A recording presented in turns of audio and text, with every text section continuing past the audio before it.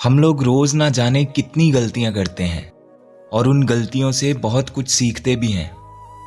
पर जब बात रिलेशनशिप की आती है ना, तब गलती के मायने ही बदल जाते हैं।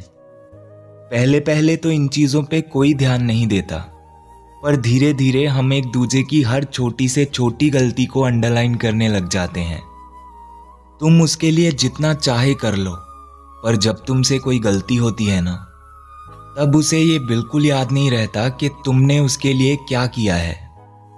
उसे ये तक याद नहीं होता कि गलतियां तो उससे भी बहुत होती हैं, पर तुम तो उससे इस तरह से नाराज नहीं होते।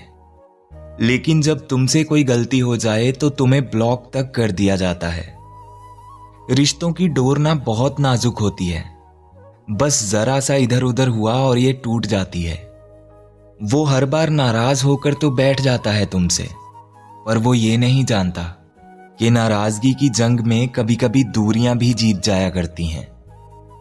तो जितना हो सके एक दूसरे पे भरोसा रखो और छोटी छोटी बातों पे ऐसे नाराज मत हुआ करो।